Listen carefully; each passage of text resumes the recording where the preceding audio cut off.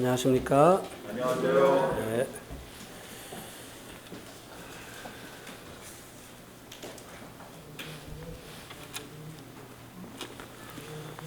오늘 본문 말씀은 사도행전 17장입니다.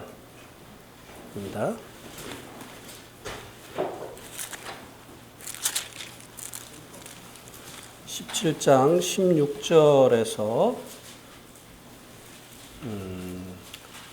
18절까지.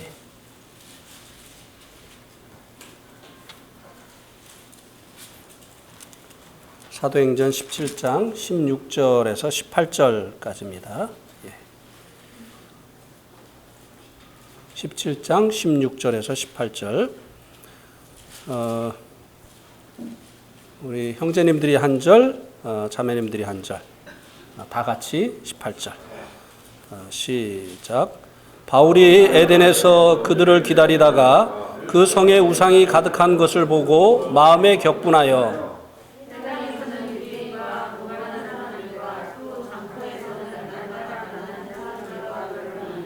어떤 에피크로스와 스토아 철학자들도 바울과 쟁론할세 어떤 사람은 이렇게 이 말장이들이 무슨 말을 하고자 하느냐 하고 어떤 사람은 이르되 이방 신들을 전하는 사람인가 보다 하니 이는 바울이 예수와 부활을 전하기 때문이로라. 예.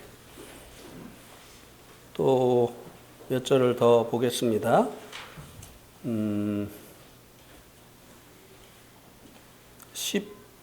28절부터 29절. 28절부터 29절. 28절은 형제님들, 29절은 자매님들. 시작. 우리가 그를 힘입어 살며 기동하며 존재하느니라. 너희 시인 중에 어떤 사람들의 말과 같이 우리가 그의 소생이라 하니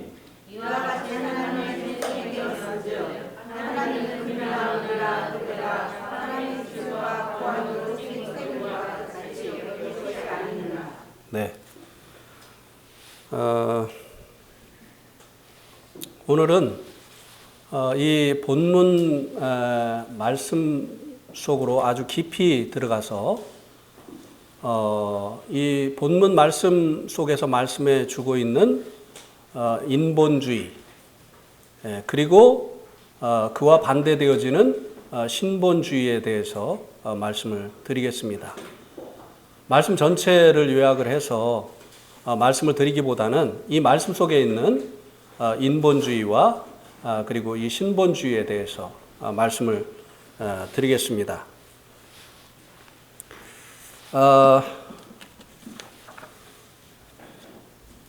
이제 이 사도행전 17장 16절부터 마지막 절까지에는 이제 이 에덴에서 마지막 절이 아닌가요?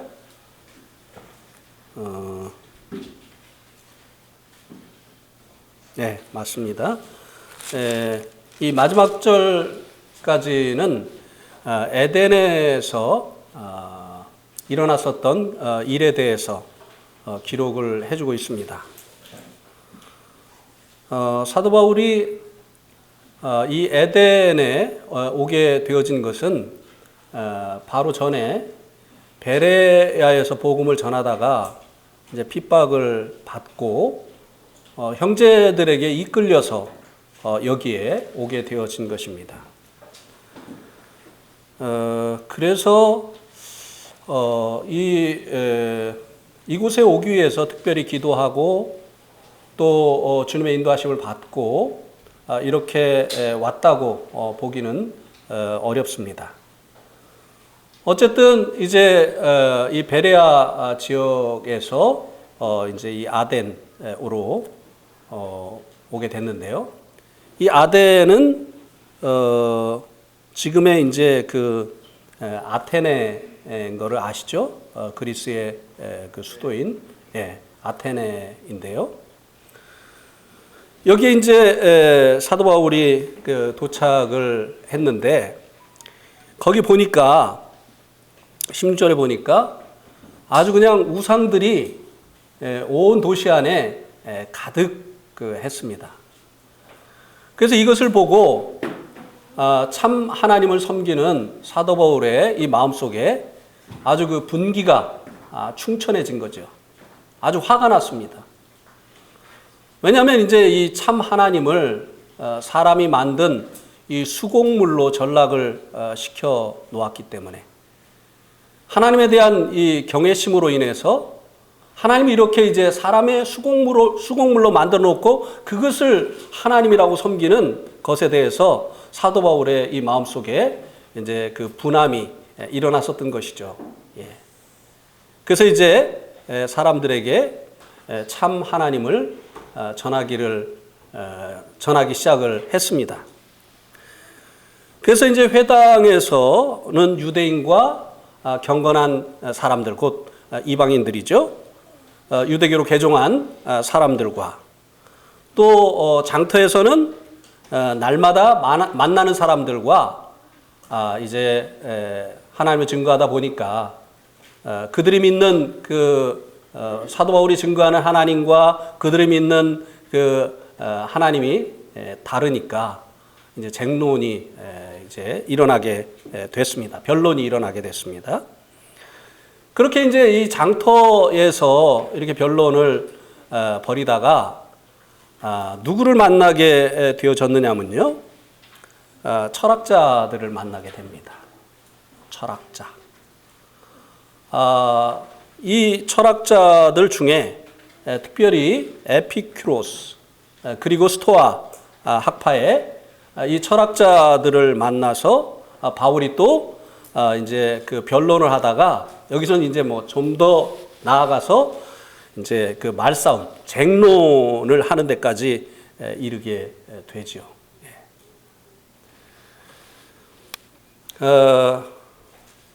이 철학자들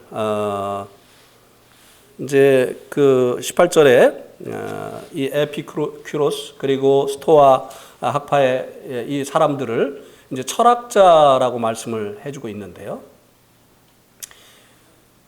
철학도 하나의 학문이죠, 그죠? 근데 이 철학은 무엇을 연구하는 학문일까요? 쓸데없는 아니에요. 그렇게 말하면 안 돼요. 철학은 모든 학문의 기본이 되는 아주 그 중요한 학문입니다.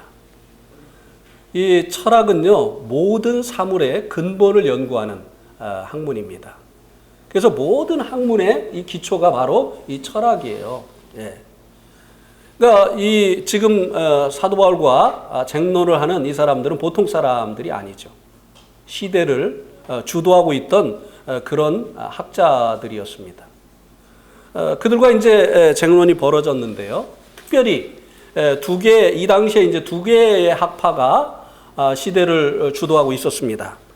하나는 이제 에피큐로스, 그리고 또 하나는 스토아 학파인데요.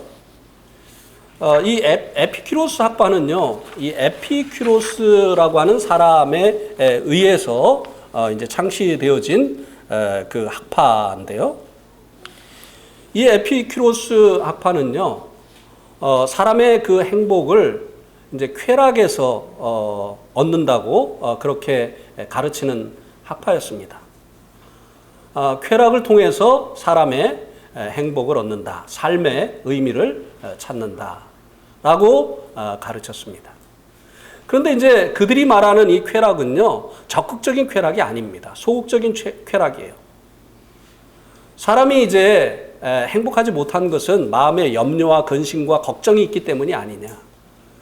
그런데 이제 이런 염려와 근심, 걱정이 어디서 오느냐? 욕심, 집착, 이런 것들에서 오는 거기 때문에 이제 이런 것들을 다 버리고 검소하고 그리고 이제 간결한 이런 이제 삶을 살게 되어지면 이런 걱정, 근심, 염려로부터 벗어나서 이제 기쁜 삶을 살아갈 수 있다라고 이렇게 가르치는 이 학파가 에피큐로스 학파였습니다. 이 학파의 영향을 받은 유명한 사람이 있죠. 소크라테스의 제자의 제자인데 누구죠? 소크라테스의 제자의 제자, 아주 유명한 사람인데 거지라고 별명이 붙었죠. 자기가 거지라고 얘기를 했어요. 디오게네스. 예. 이 디오게네스가 바로 이제 이 에피큐로스에게 영향을 받은 사람이었는데요. 이 디오게네스가 그런 이제 인생의 즐거움을 추구했던 대표적인 사람이었죠. 이 디오게네스와 알렉산더 대왕에 얽힌 유명한 일화가 있지 않습니까? 어느 날 이제 이 알렉산더 대왕이 이 디오게네스를 찾아왔어요. 이 디오게네스는요, 정말 거지처럼 살고 있는 중이었습니다. 그냥 이 통 속에서 그냥 담요 하나 걸치고 이렇게 이제 살아가는 그야말로 이제 뭐 그냥 심플한 삶을 살면서 염려도 없고 걱정도 없고 한 이제 욕심도 없고 한 그런 이제 삶을 살아가고 있었던 것이죠. 거기에서 인생의 이제 행복을 찾고 있었던 사람이었죠. 근데 알렉산더 대왕이 와가지고 이제 그 앞에 서서 내가 바로 알렉산더 대왕이다. 이렇게 이제 이야기를 그에게 이제 이야기를 했어요. 그럼 대부분의 사람들은 그 위대한 알렉산더 대왕이 자기 앞에 서면 벌떡 일어나가지고 인사를 하지 않겠어요? 꼼짝도 하지 않는 거예요. 디오게네스가. 그러면서 뭐라고 하느냐면, 예, 거지 디오게네스입니다. 이렇게 이제 얘기를 하는 거예요. 그러니까 이제 알렉산더 대왕이 넌 내가 두렵지 않느냐? 이렇게 이제 디오게네스에게 물어봤어요.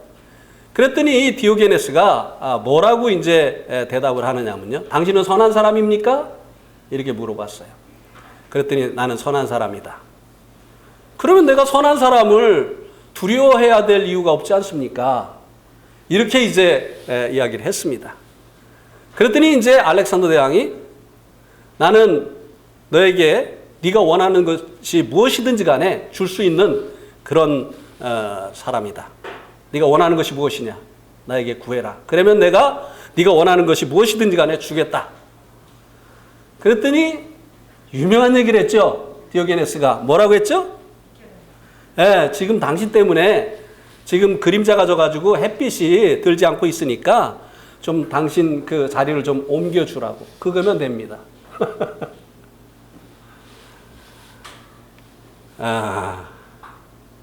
그는 이제 욕심을 부리지 않았죠. 그냥 소박한 이 삶 속에서 그는 인생의 행복을 찾고자 했었던 이 에피큐로스 학파의 대표적인 사람이었다고 하는 것입니다. 그런데 정말 사람이 욕심 없이 살 수 있을까요? 이런 이 철학들은요, 사람이 태어날 때 선하지도 악하지도 않게 태어난다고 믿기 때문에 그렇게 생각을 하는 것입니다. 그러나 성경은 사람이 날 때부터 죄악 중에서 잉태가 되어지고 죄 중에서 태어나기 때문에 이 죄로 말미암는 이 욕심 때문에 사람이 욕심 없이 살 수 없다라고 말씀해 주고 있습니다. 사도 바울도 율법의 계명을 쫓아서 탐내지 말라고 하는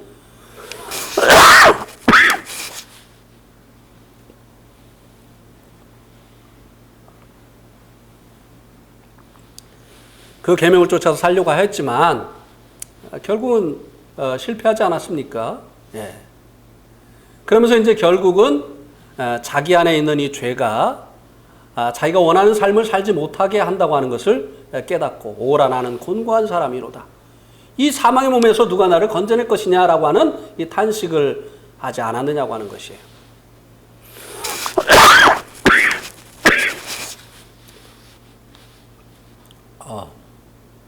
목이 또 깔깔깔깔하네. 죄송합니다.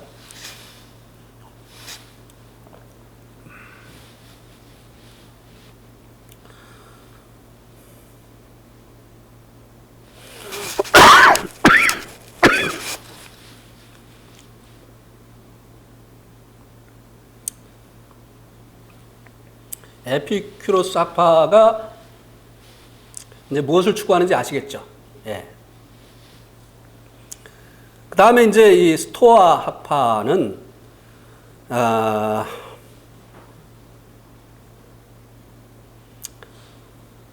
이성을 중시하는 이런 학파였습니다. 이 에피큐로스 학파는 다분히 이제 감정적인 감정을 추구하는 그런 즐거움, 그러니까 감정 아닙니까?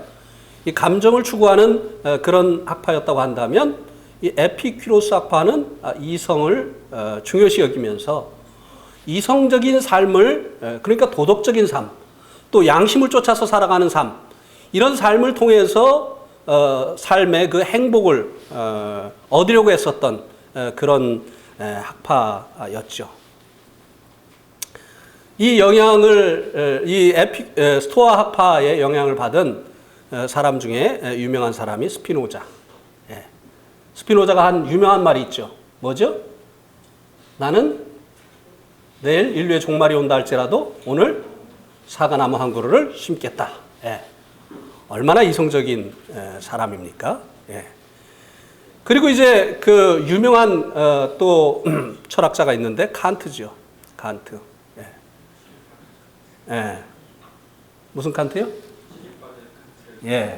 독일 사람이었는데요. 이 칸트가 한 여러 가지 그 이야기들이 있습니다. 나처럼 행동하라 라고 누군가에게 말할 수 있도록 노력해라. 대부분의 사람들은 그렇게 말하지 않습니까? 말하지 않아요. 그런데 이 칸트는요, 나처럼 행동하라 라고 말할 수 있도록 노력을 하라.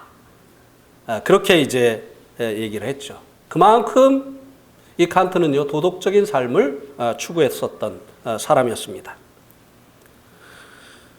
그리고 이제 그가 양심을 찬양을 했는데요. 양심은 밤하늘에 반짝이는 별들과 같다. 이렇게 이 양심을 찬사를 했고요. 양심을 따르는 일은 할 수 있는 일이 아니라 해야만 하는 일이다 라고 이야기를 했습니다. 그래서 이 칸트에게 있는 또 그 일화가, 유명한 일화가 있는데요. 이 사람이 얼마나 이성적인 사람인지를 알려주는 일화가 있습니다. 칸트가 이제 그 대학을 다닐 때인데요. 같이 늘 어울리던 여학생이 한 명이 있었습니다. 칸트가 얼마나 예절이 바르고 또 남을 배려하고 이렇게 하면서 사는지 이 이제 여학생이 칸트가 마음에 들었던 거예요. 그런데 이 칸트의 마음을 알 수가 없어요. 마음을 드러내질 않아요. 예의도 바르고 배려도 하고 이렇게 해서 뭔가 자기에 대해서 마음이 있는 것 같기도 한데 그 자기 마음을 드러내지 않습니다. 그래서 어느 날 이 여학생이 칸트에게 결혼을 하자고 청혼을 했어요. 그랬더니 칸트가 이제 대답을 하지 않고 기다려달라고 하고 도서관으로 들어갔습니다. 그리고 결혼에 대한 책을 읽기 시작을 했어요. 결혼이 무엇인가. 그리고 나서 이제 그가 이 책을 다 보고 이제 결론을 내리고 그 여학생 집에 찾아가서 문을 두드렸더니 그 아버지가 나왔어요. 그래서 이제 내가 당신의 딸과 결혼을 하기로 결정을 했습니다. 이렇게 얘기를 했습니다. 그랬더니 그 아버지가 너무 늦었네. 우리 아이는 벌써 결혼해서 애가 둘이나 있다네. 그 결혼에 관한 그 책을 보는 기간이 무려 7년이었어요. 이렇게 이 칸트는 아주 그 이성적인 그런 삶을 살았다고 하는 것이죠. 이 일화를 통해서 그가 얼마나 감정에 치우치지 아니하고 이성적인 삶을 추구했던가 하는 것을 볼 수 있는 것이죠. 그래서 이 스토아 학파 사람들은요, 말만 하고 행하지 않는 사람들을 참 싫어하는 그런 사람들이었습니다. 이 스토아 학파한테 말만 떠벌리고 다니고 행동은 그에 따르지 못하는 사람들이 걸리면요 아주 찍히는 거였어요. 네, 요새 말로. 네. 사도 바울도 찍혔던 거죠.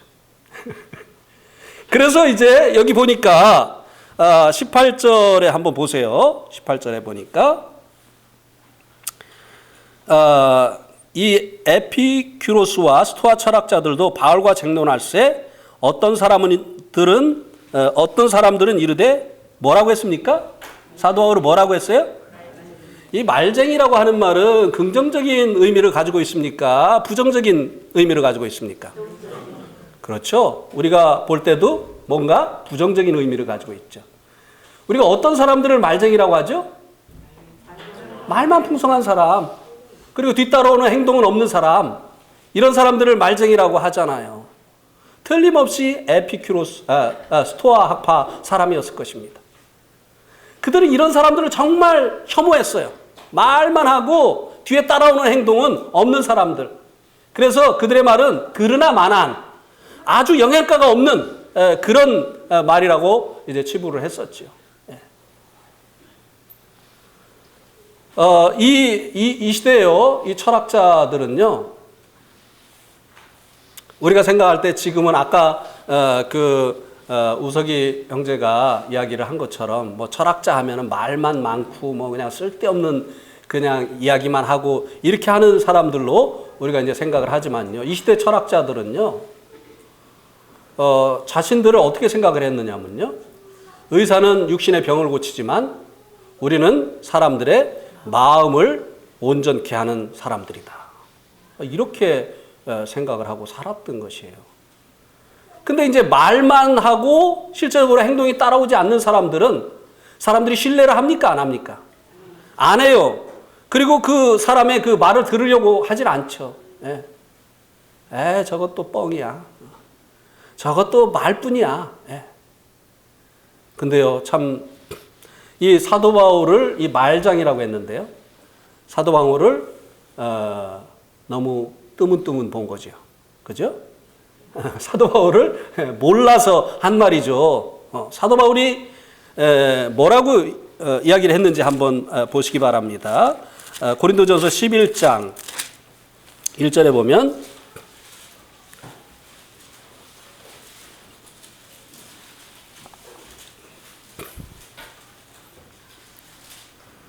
우리 한번 같이 읽어볼까요?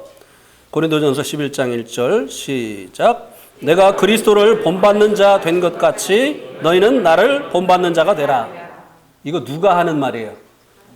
스토아 학파가 하는 말이에요. 이거. 사도 바울이 이런 사람이었어요. 말만 앞서는 사람이 아니었습니다. 내가 그리스도를 본받는 자가 되어진 것처럼 너희는 누구를 본받으라고요? 나를 본받으라는 거예요. 이렇게 말할 수 있는 사람이 몇 명이나 될까요? 대부분 우리는 이렇게 말합니다. 사람 보면 안 돼. 교회 나갈 때 사람 보면 실족해. 그러니까 사람 보지 말고 누구 바라보라고요? 주님 바라보라고 해요. 무책임한 말이에요. 이거 스토아 학파가 들으면 아주 혐오하는 말입니다. 근데 사도 바울은 어떻게 했어요? 내가 그리스도를 본받는 것처럼 너희는 누구를 본받으라고요? 그런 말만 하는 사람이 아니었어요. 그런 말장이가 아니었습니다. 그 믿음을 자신의 그 삶을 통해서 입증하는 사람이었어요. 주님을 주인이라고 부를 뿐만 아니라 자기의 생에 대한 권리를 주님께 맡기고 주님의 뜻을 쫓아서 사는 그와 같은 사람이었습니다. 자기가 원한다 할지라도 주님의 뜻이 아니면 포기할 줄 알던 사람이었고, 자기가 원한다 할지라도, 자기가 원치 않는다 할지라도 주님의 뜻이면 예라고 말하고 따르던 그 같은 사람이었어요. 그런데 이제 이 사람들이 사도 바울을 이제 처음 만났으니까 그가 어떻게 살고 있는지 모를 거 아니에요. 그러니까 사도 바울도 일종의 말만 앞세우는 그런 사람이라고 생각을 했었던 것입니다. 근데 참 안타까운 것은요, 오늘날 그리스도인들을 보고 세상 사람들이 뭐라고 얘기를 하죠? 그리스도인들은 입만 살았어. 그렇게 얘기를 합니까, 안 합니까? 왜 그런 말을 할까요? 그리스도인들의 그 말과 행동이 일치하면 그런 말을 할까요? 말쟁이라고 할까요? 아니요. 말과 행동이 너무 다르니까. 그리스도인들은 입만 살았어. 아마 그리스도인들은 입만 천국에 갈 거야. 그들의 몸은 지옥에 떨어져서 고통을 받을 것이야. 세상 사람들이 이렇게 이야기를 한다 이 말입니다. 왜요? 그 사람들도 그리스도인들은 거룩해야 된다는 것을 알고 있는 것이에요. 그런데 그리스도인들이 거룩하지가 않아요. 자, 이제 직장이나 또 군대에 생활할 때 이렇게 이제 보면은 가끔 이제 회식을 합니다. 그럼 이제 술잔이 돌아가지요. 요즘은 이제 그런 것이 많이 없어졌다고 하는데 옛날엔 그런 것이 참 많았어요. 그래가지고 막 술잔이 돌아가요. 그럼 이제 교회 다니는 사람들이 막 고민을 합니다. 나한테 오면은 상사가 나한테 이제 잔을 주는데 어떻게 해야 되는가? 이렇게 고민을 하다가 이제 어떤 그 그리스도인은 어떻게 합니까? 예, 저는 술을 먹지 않습니다. 하고 아주 분명하게 이렇게 얘기를 하지요. 그 후가 어떻게 되든 하나님이 더 중요하니까, 하나님을 경외하니까, 예, 저는 술을 먹지 않습니다. 이렇게 하면은 뭐라고 하죠? 야, 너는 평신도가 돼가지고 내가 알고 있는 누구는 장로인데도 술 먹어. 아유, 먹어. 한 잔 먹어서 어때? 이렇게 합니까, 안 합니까? 그러면은 마음이 약해져가지고 어떻게 하죠? 아, 예, 그럼 딱 한 잔입니다 하고 꼴깍 마시면 이 사람이 속으로 뭐라고 생각합니까? 너도 나이롱이구나. 그거 아셔야 돼요. 네. 아주 융통성 있는 사람이라고 이렇게 겉으로는 말을 하지만요, 속으로는 너도 똑같구나. 이렇게 합니다. 그런데 이제 거기에서 분명하게 태도를 취하고 이제 거절을 하면 막 야단을 치지요. 막 분위기 깬다고 하고, 티낸다고 하고, 예수를 믿어도 그렇게 믿으면 안 된다고, 그렇게 사회성이 없어가지고 어떻게 이제 앞으로 살아갈 것이냐고 이렇게 하죠. 말은 앞에서 그렇게 하는데요, 속으로 어떻게 생각합니까? 이건 진짜다. 아십니까? 예? 요건 진짜다. 요건 말쟁이가 아니다. 그렇게 생각을 합니다. 예. 그래서 자기들끼리 얘기할 때 누구는 진짜 믿을 수 있는 사람이야. 그 사람은 언행일치가 되는 사람이야. 이렇게 얘기를 합니다. 그런데 싹싹싹싹싹 해가지고 그 상황에 맞게 이렇게 잘하는 사람이요, 아주 융통성이 있고 좋다고 하지만요, 신뢰하지 않습니다. 네. 자기가 믿는 하나님도 하나님 앞에서도 정직히 행하지 않는 사람이 사람들이 보지 않으면 정직하게 행하겠는가? 그렇게 생각을 하게 돼 있어요. 네. 실제적으로 있었던 일입니다. 이제 소위로 임관한 이제 그 어떤 그 이제 그리스도인이 이제 연대장님이 이제 주최한 그 회식에 이제 앉아 있었던 거예요. 연대장님에게 이 소위는 아주 그 하찮은 존재죠. 그죠? 네. 근데 이제 술잔이 막 돌아가는 거예요. 근데 뭐 집사님도 받아먹고 장로님도 받아먹고 뭐 다 받아먹어요. 예. 근데 이 소위는 평신도예요. 근데 이제 소위 앞에 딱 이제 잔이 왔어요. 사단장님이 직접 따라주는 거예요, 소위한테. 그런데 이 소위가 사단장님이 따르려고 하는데 컵을 딱 거꾸로 엎었어요. 저는 술 먹지 않습니다. 그러니까 뭐? 왜? 저는 하나님을 섬기는 사람입니다. 그냥 막 다른 이제 막 그 사람들이 이제 다 긴장을 했죠. 그 위에 뭐 그 이제 그 뭐 이 직속상관 뭐들 막 다 긴장을 했죠. 야, 저거 큰일 났다 이제. 응? 감히 연대장님이 따라주는 그 술을 안 받고 컵을 엎어? 응? 저거 이제 큰일 났다. 저거 이제 종쳤다 이제. 군대 생활 종쳤다 이제. 이렇게 생각했는데 연대장님이 껄껄껄 웃으시면서 예수를 믿으려면 얘처럼 믿어야 돼. 이렇게 했다는 거 아닙니까? 예? 그 다음부터는 전혀 문제가 없었어요. 예. 군생활을 하면서 그 연대에 있는 동안에 아주 이런 것으로 인한 어려움이 전혀 없었다는 것이에요. 예.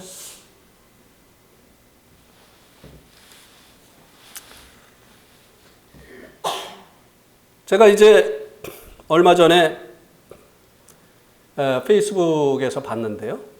성범죄가 가장 많은 직업군이 교회 목회자라는 거예요. 그러니까 교회는 거룩해야 되고 성직자는 거룩해야 된다는 것을 세상 사람들도 알잖아요. 그러니까 그런 것이 뉴스거리가 되는 거예요. 예. 그러니까 이 기독교인들 뭐라고 얘기해요? 입만 살았다. 말장이다. 예. 성도들 가운데도 그런 사람들이 있잖아요. 말만 앞서고 따라오는 행동은 없는 이런 성도들이 있잖아요. 말로는 자기 생애를 주님 앞에 드리고 정말 주님을 사랑한다고 아주 거침없이 고백을 하는데 그의 그 행동을 보면 전혀 그렇지 않아. 그러니까 그가 말을 해도 그것이 신뢰가 되지 않는 이런 성도들이 있잖아요. 말장이. 네? 주님께 내 생애를 드립니다. 내 생에 대한 권리는 주님께 있습니다. 그런데 아침에 일어나서 경건의 시간도 안 해. 아침 시간도 주님께 드리지 못해요. 예. 뿐만입니까? 일주일 내도 한 번 성경을 펴보질 않아요. 예? 10분의 1도 주님께 드리지 못해요. 이 말쟁이들. 예? 말은 주님 사랑하고 주님께 아주 그냥 헌신을 많이 하는데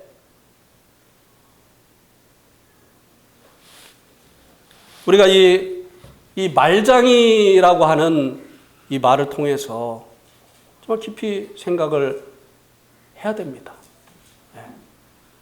다른 성도들이 나를 볼 때 정말 나를 신뢰하는가? 내가 하는 말에 귀를 기울이는가? 왜 내가 말만 하려고 하면 사람들이 흩어지고 왜 내가 한 말은 사람들이 기억을 못하고 왜 그럴까? 생각을 해보세요. 이 말했다 저 말했다.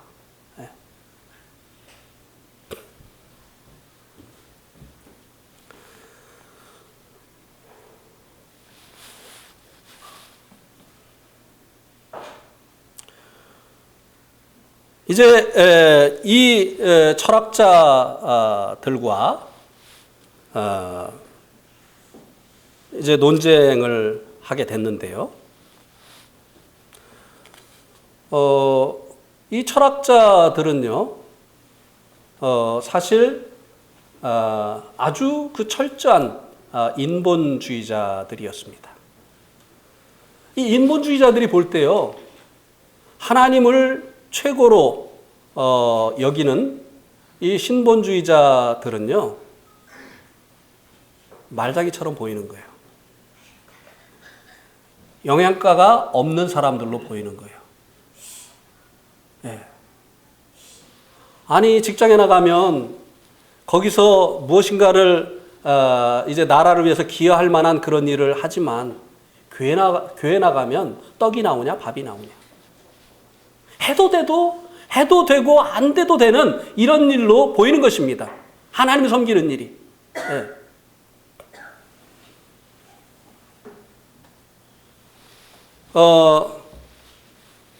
이제 이 코로나 바이러스로 인해서 이제 거리두기를 하고 이제 이 감염되어지는 것을 차단하기 위해서 정부가 무던히도 애를 쓰고 있는 것에 대해서 감사하는 마음이 있고 또 마땅히 이제 우리가 이 나라의 백성으로서 그렇게 해야 된다고 그렇게 믿습니다.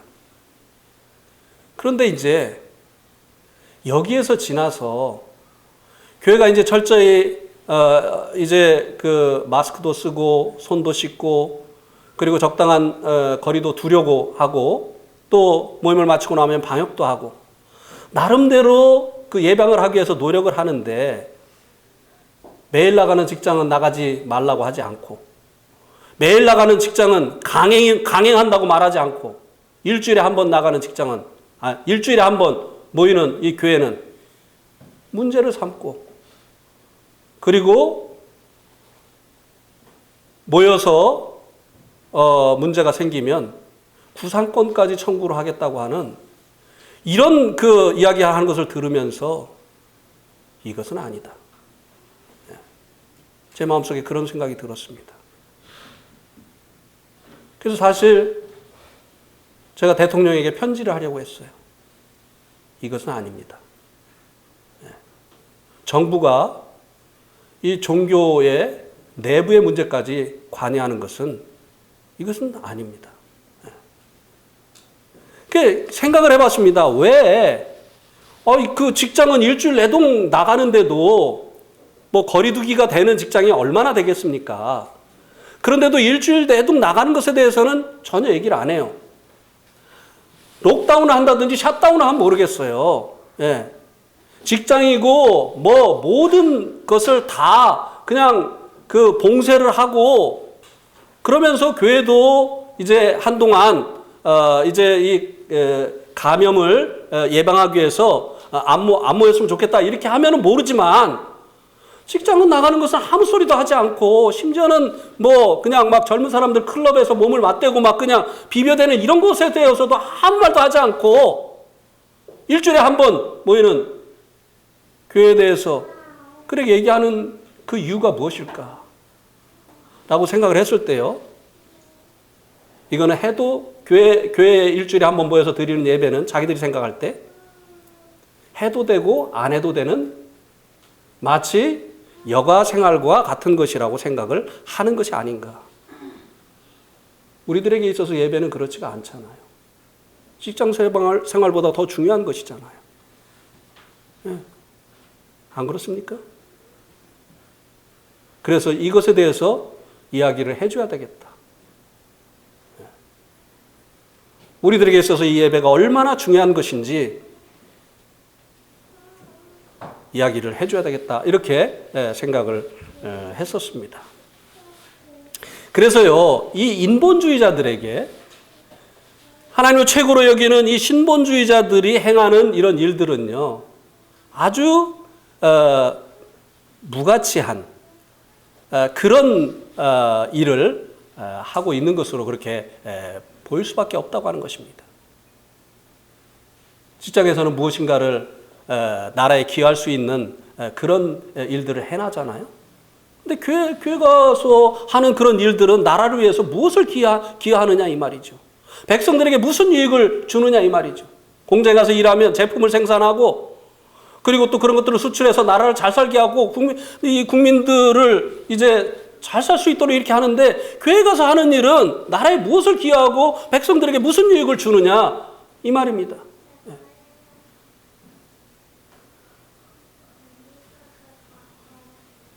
모든 이 복의 근원이 이제 하나님이신 것을 모르기 때문이죠. 그들에게 이제 이 하나님에 대한 믿음이 이제 없기 때문이죠. 그래서 이제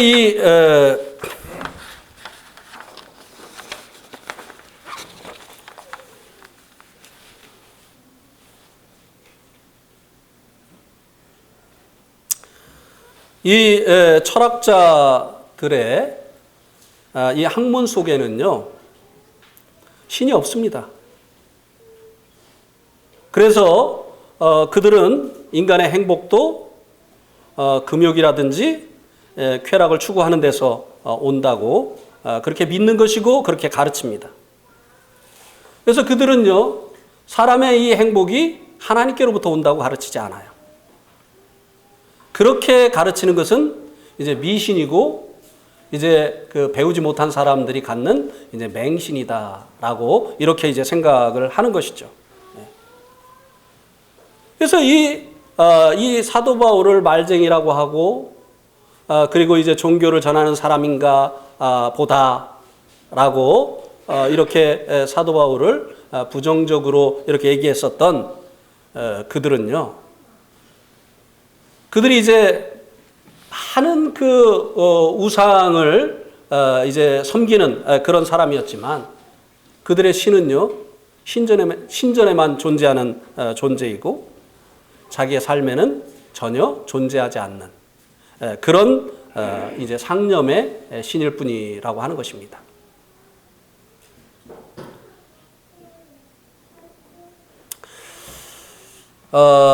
제가 이제 이 경건의 시간을 이 아침의 만나를 이 부분을 이제 쓰면서 이제 거기에 이제 질문을 하나 했었죠. 그게 뭔가 하면 이들이 섬기는 그 신이 수도 없이 많이 있는데 왜 나는, 이현우 형제는 그들을 인본주의자라고 이야기를 하느냐. 그것에 대해서 동의하지 않는 분이 많이 있을 것이다 라고 이야기를 했습니다. 기억이 나시는지 모르겠어요. 자, 한번 보세요.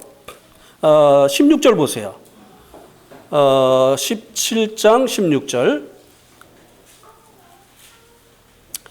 바울이 아덴에서 그들을 기다리다가 그 성에 우상이 가득한 것을 보고, 이들도 섬기는 신이 있었어요. 그것이 비록 이제 우상이었지만 그들도 신을 섬기는 자들이었습니다. 예, 그들이 이제 철학자였지만 그러나 그들도 섬기는 신이 있었다고 하는 것입니다. 그런데 신을 섬기는 이 사람들을 왜 인본주의자라고 이야기를 했느냐고 하는 것이에요. 예. 모든 것의 중심이 사람에게 있다고 생각하는 하나님이 아니라 이제 사람에게 있다고 하는, 왜 이들을 인본주의자라고 했느냐라고 하는 것입니다. 이것에 대한 우리가요, 이제 그 해답을 얻으면요, 오늘날 이 기독교 안에도 하나님 믿는다고 하는 사람들 중에도, 자기가 신본주의자라고 말하는 사람들 중에도 수없이 많은 인본주의자가 있다고 하는 것을 우리들이 알 수 있게 되어질 것입니다. 이들이 왜 많은 신을 두고 있고 그 신을 섬기는데도 불구하고 그들이 인본주의자인가? 한번 28절을 한번 보시겠습니다. 28절. 이제 사도 바울이 이 아덴에서 이제 복음을 전하면서 너희들이 이제 내가 여기 이제 아덴을 쭉 다니다 보니까 알지 못하는 신에게라고 하는 이 신전이 있었는데 내가 너희들이 알지 못하는 그 신에 대해서 이야기를 해주겠다라고 하면서 복음을 전하기를 시작을 했습니다. 그러면서 이제 28절에 보니까 우리가 그를 힘입어 살며 기동하며 존재하느니라. 그러니까 하나님이 우리를 존재하게 하시는 이제 근원이시다라고 말씀을 해주고 있죠. 그러면서 너희 시인 중에 어떤 사람들의 말과 같이 우리가 그의 소생이라. 그러니까 이 하나님은요, 우리가 그의 소생이다. 이 하나님은 사람들을 존재하게 되어진 창조주라고 하는 것입니다. 사도 바울이 지금 전해주고 있는 것은 바로 그것이에요. 예. 사도 바울이 증거해주고 있는 이 하나님은요, 사람들을 존재하게 하신 창조주 하나님이시라고 하는 것입니다. 그런데 이들이 이제 하나님께 이제 회개해야 될 그 죄가 무엇인가를 말씀해주고 있는데요. 29절에 이와 같이 하나님의 소생이 되었은즉 하나님을 금이나 은이나 돌에다 사람의 기술과 고안으로 새긴 것들과 같이 여길 것이 아니니라. 자, 인간이 누구의 작품이에요? 하나님의 작품이죠. 그런데 이 하나님의 작품인 인간이 하나님을 무엇으로 만들었다고요? 자기의 하나님이 아니라, 자기의 그 창조주가 아니라 뭐요? 자기의 수공물이 되게 해버렸다는 것입니다. 이게 이들이 회개해야 될 죄라고 말씀해주고 있어요.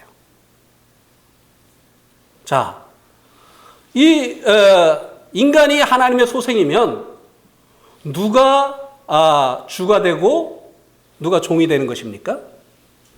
하나님이 주가 되고 인간은 하나님의 종이 되는 것이죠. 그런데 인간이 하나님을 만들어냈어요. 금이나 은이나 나무나 이런 것으로 인간이 하나님을 만들어냈습니다. 자기 손으로 지은 이 수곡물이 하나님이라고 했어요. 그러면 누가 주가 되고 누가 종이 되는 것이에요? 네. 사람이 주가 되고 하나님이 종이 되는 것이에요. 그러니까 이 우상을 섬기는 것은요, 아주 인본주의의 극치가 되어지는 것입니다. 사람이 하나님보다 주가 되어지는 것이에요. 네. 사람은 하나님이 지으신 피조물인데 피조물인 인생이요, 하나님을 자기의 피조물로 만들어버렸어요. 네. 그러니까 이 우상을 하나님으로 섬기는 이 사람들은요, 이거는 아주 그 인간이 중심이 되어서 살아가는 이 인본주의자들 중에서도 아주 그냥 최고의 인본주의자들이라고 하는 것입니다. 이해가 가십니까? 호연이 이해가 가요? 네. 인본주의, 신본주의라는 말 자체를 이해를 못 해가지고, 네. 이게 어렵잖아요. 네.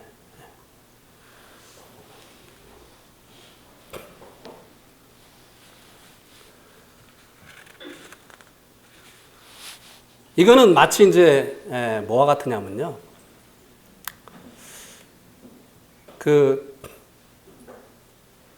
제가 한 번은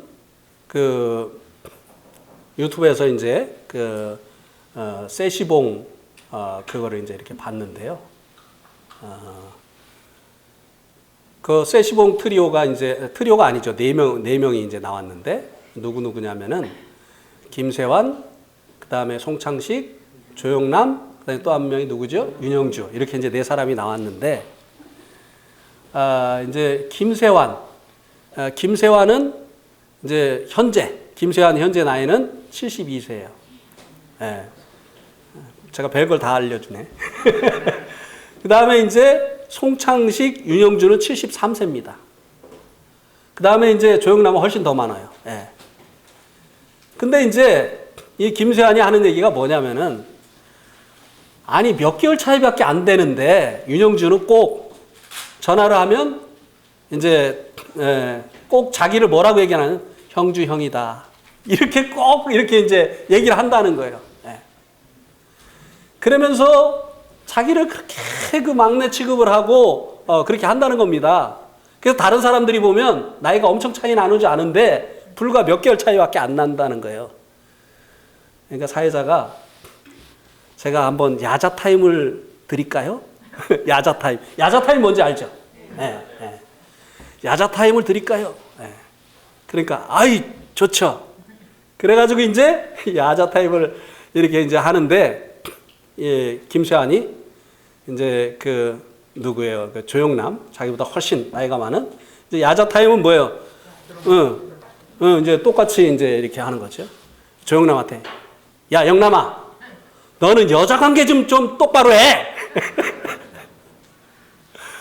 이렇게 하더니, 그 다음에는 이제 누구예요? 저 송창식한테는, 야 창식아, 넌 낮과 밤을 좀 바꿔 정상적으로 생활을 해. 이렇게 또 얘기를 합니다. 그러더니 그 다음에는 이제 윤영주한테는, 야 형주야, 너는 좀 후배들한테 설교 좀 그만해. 이렇게 이제 이야기를 해요. 네. 근데 얘기를 왜 하느냐면요, 이제 사람들이 하나님을 자기의 수곡물로 만든 것에 대해서 이것이 왜 얼마나 큰 죄인가를 이야기하기 위해서 얘기를 하는 겁니다. 예. 만약에 야자 타임이 아닌데, 예?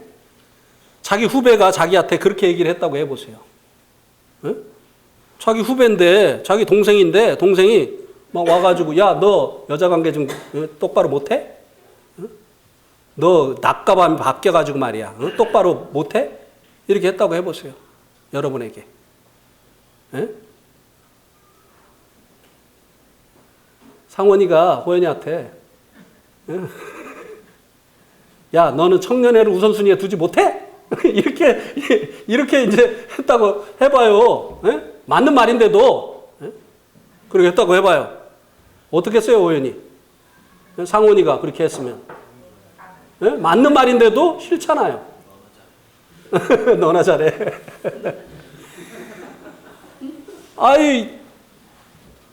현무경제가 아버지한테 막 반말하면서 막 얘기를 했다고 해봐요. 어떻겠습니까? 그러니까 우리가 똑같은 인간인데도 불구하고 나이가 조금 덜 먹은 사람이 나에 대해서 함부로 하면 얼마나 우리 안에 그것이 분노를 일으키는 일이 되어지느냐고 하는 것이에요. 근데 피조물인 인간이 자기를 창조하신 하나님을 어떻게 했다고요? 자기의 수공물, 자기가 원하는 모습으로 만들어버렸다 이 말이에요. 다산의 신, 바알 만들고 말이죠. 또 아세라, 자녀를 많이 낳게 해달라고 말이죠. 자기가 원하는 모양으로 하나님을 만들어 버렸다 이 말입니다. 그래서 자기가 주인이 되어지고 하나님은 자기의 뭔가 소원을 이루어주는 이런 종이 되게 만들어 버렸다고 하는 것입니다. 그래서 이들이 하나님을 섬기는 이 신을 섬기는 많은 그 우상들을 두고 있는 사람들이었지만 이들은 아주 극단적인 뭐였다고요? 인본주의자였다 이 말입니다. 오늘날에도 기독교 안에 심지어는 교회 안에 하나님을 섬긴다고 하지만 인본주의적인 생각을 가지고 신앙생활을 하려고 하고 하나님을 섬기는 여하튼 사람들이 있을 수 있다고 하는 것입니다. 성경의 하나님, 나를 지으신 하나님, 나의 생에 대한 권리를 가지고 계신 하나님 아니라 나의 소원을 이루어주시는 분, 내 마음을 좋게 해주시는 분, 자기가 원하는 일을 이루어주시는 분으로 하나님을 바꿔놓고 그거 외에는 받아들이지 않으려고 하는 여하튼 사람들이 인본주의자라고 하는 거예요. 자, 한번 요한복음 6장을 한번 보시기 바랍니다. 6장 26절.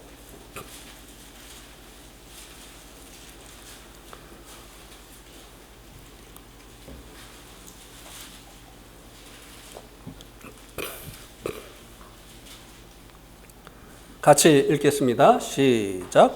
예수께서 대답하여 이르시되 내가 진실로 진실로 너에게 이르노니 너희가 나를 찾는 것은 표적을 본 까닭이 아니요 떡을 먹고 배부른 까닭이로다. 자, 주님께서 벳세다 들녘에서 오병 떡 5개하고 물고기 2마리로 5,000명이 넘는 사람들을 먹이시는 이 기적을 베푸셨습니다. 기적을 베푸신 궁극적인 목적은 무엇이죠? 주님이 사람으로 이 땅에 오셨지만 찬송을 받으시기에 합당하신 하나님이시라는 것을 그들로 알고 믿게 하시려고 하신 것이죠. 그래서 이것을 무엇이라고 했어요? 표적. 너희가 나를 쫓는 것은 표적을 본 까닭이 아니다. 이것을 통해서 너희가 나를 이제 하나님으로 믿고 지금 따라오는 것이 아니다. 단지 너희들이 나를 쫓는 것은 뭐 때문이라고요? 너희들의 먹고 사는 문제 해결해 주는 그런 존재. 네. 얼마나 인본주의적 신앙을 하고 있는 사람들이 하나님을 자기가 원하는 모양으로 바꿔버렸느냐고 하는 것이에요. 자기 병이나 고쳐주고 자기 마음에 평안이나 주고 하는 이런 분, 자기를 창조하신 자기 생에 대한 권리를 가지고 계신 그분이 아니라 나의 주인이 아니라 자기가 원하는 것을 이루어주는 자기의 종, 떡 먹고 배부른 까닭에 주님을 쫓았던 이 사람들처럼 자기의 문제를 해결해 주는. 이게 인본주의적인 신앙이에요. 자, 누가복음 12장도 한번 보시겠습니다.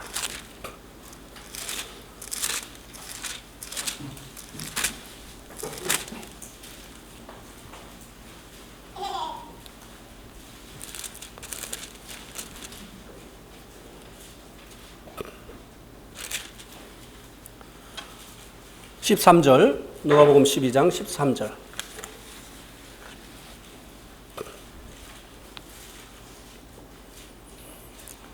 무리 중에 한 사람이 이르되 선생님 내 형을 명하여 유산을 나와 나누게 하소서 하니 이르시되 이 사람아 누가 나를 너희의 재판장이나 물건 나누는 자로 세웠느냐 하시고. 자, 한 사람이요 예수님에게 나와서 자기 형을 명해서 유산을 자기와 나누게 해달라고 부탁을 했습니다. 네. 그는 예수님을요, 자기들의 재판장이나 물건을 나누는 분으로 생각을 했던 것이에요. 주님께서 그에게 누가 나를 너희들의 물건이나 나눠주고 재판이나 하는 이 재판장으로 세웠느냐? 아니라는 것이죠. 주님이 이 땅에 오신 것은요, 하나님 떠나 있는 인간들을 하나님께로 돌아오게 하시려고, 죄로 인하여서 멸망의 길을 가고 있는 그들을 그 죄들로부터 구원해 주시려고 주님께서 이 땅에 오셨는데, 사람들은요, 주님께 떡 구하고요, 재판해 달라고 하고요, 유산상속 공평하게 받을 수 있게 해달라고 하고요, 이런 자기가 원하는 모습으로 주님을 만들어버렸다 이 말입니다. 이게 하나님을 자기가 원하는 우상의 모습으로 조각해내는 것과 뭐가 다르냐고 하는 것이에요. 다릅니까? 똑같습니까? 과거의 사람들은요, 이제 이 금속이나 흙이나 나무를 가지고 자기가 원하는 모습으로 신을 만들었어요. 오늘날 사람들은 그렇게는 하지 않습니다. 그러나 하나님을요, 자기가 원하는 존재로 전락을 시켜버려요. 네. 뿐만이 아닙니다. 이 인본주의적 신앙을 하는 이 사람들은요, 교회가요, 자기 마음에 들어야 돼. 그래서 교회를 쇼핑을 다닙니다. 어느 교회가 자기 마음에 맞는지. 네. 교회는 누구 마음에 맞아야 되죠? 네. 하나님께서 이 성막을 지으라고 하실 때, 이제 성막을 짓던 모세 시대에 이 사람들이 무엇을 쫓아서 이 성막을 지었다고 했죠? 하나님께서 모세에게 주신 식양을 쫓아서. 자, 등잔을 짓습니다. 이렇게 조각조각 만들어가지고 붙이면은 아주 일하는데 쉽잖아요. 그런데 이것을 하나를 두드려서 계속 만드는 거예요. 두드려서. 얼마나 비효율적이에요. 그런데 그렇게 해야 됐던 이유가 뭐죠? 하나님 그렇게 하라고 하셨으니까. 네? 아이고, 막 구도자들이 오면요, 막 예배 1시간 드리죠. 그 다음에 또 뭐 말씀하지요. 네. 아이고, 너무 지루해. 그러니까 이 예배는 성도들끼리 드리자. 네. 그리고 예배를 좀 짧게 하자. 그리고 말이죠. 막 그냥 이 사람들이 와가지고 앉으려고 하다가 일어나는 이유가 뭐냐? 너울 섰기 때문이 아니냐? 복음 집회 때는 좀 너울을 벗자. 이게 뭡니까? 이게 인본주의적 신앙에서 나오는 것이에요. 교회는 하나님의 말씀대로 되어져야 되는 것이에요. 우리들이 원하는 모습으로, 또 구도자들이 원하는 모습으로 되어지는 것이 아니에요. 네. 얼마나 이 교회 안에, 오늘날 이 기독교 안에 이 신본주의자들이 되어져야 되는 이 기독교 안에 인본주의가 들어와서 판을 치고 있는지 모른다고 하는 것입니다. 하나님도 자기에게 유익이 될 때는 하나님이고, 하나님도 자기에게 유익이 되지 않을 때는 하나님 때문에 고난을 받아야 되고 위험을 감수해야 되면은 하나님도 하나님이 아니에요. 자기에게 무엇인가를 줄 때만 하나님이고, 이게 다 자기중심적인 인본주의적인 이 신앙의 결과라고 하는 것입니다.